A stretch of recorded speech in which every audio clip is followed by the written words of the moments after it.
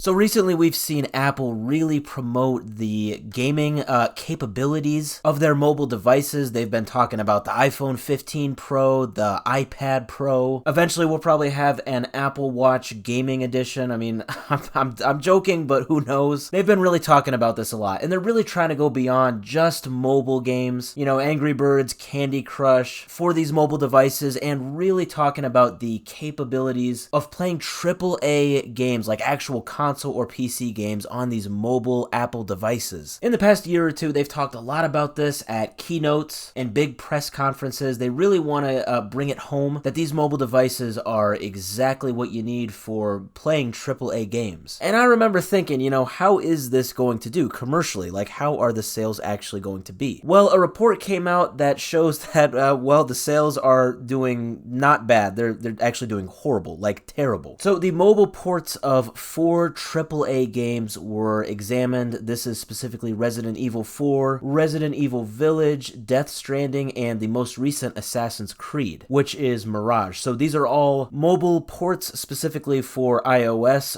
for these 4 AAA games. And it turns out, yeah, the sales have been atrocious for these 4 mobile ports. Now, it depends on which report you look at here because, to my knowledge, you can't just go onto the App Store and see the exact amount of purchases of these games, but from what I am seeing, and keep in mind these are worldwide sales, the mobile port for Resident Evil 4 has been purchased a total of 7,000 times. Again, worldwide. Resident Evil Village got 5,700 purchases. Death Stranding got a little over 10,000 purchases. The most interesting one, though, to me is Assassin's Creed Mirage. Again, this is the 2023 installment of Assassin's Creed, since I feel like now at this point Assassin's Creed almost feels like a Call of Duty game because it just has like a release every year. So the iOS mobile port for Assassin's Creed Mirage, it actually has a free-to-play download where it's sort of a demo, and then you can purchase the full game for $50. Now, the free-to-play demo, from what I am seeing, has gotten 123,000 downloads. Okay, that's pretty good, but the amount of purchases it has actually gotten is a mere 3,000. Doing some math, that means that about 2.5% of people who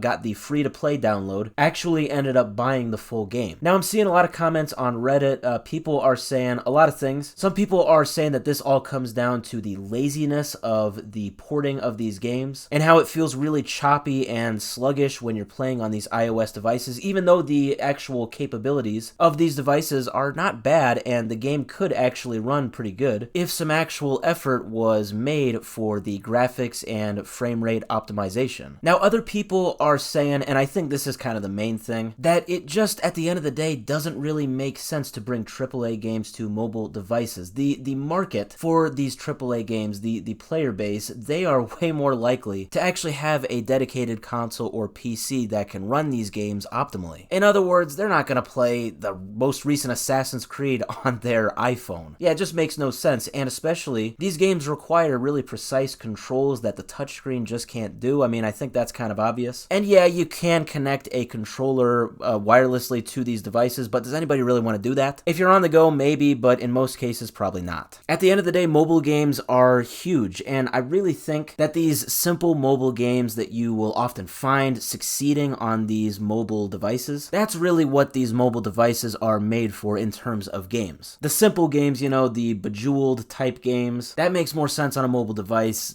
not a AAA game. So yeah, it would seem that some of these video game companies, but mainly Apple, really wanted to dip their toes in the market of AAA games, but as the sales have shown, it really is not working out for them.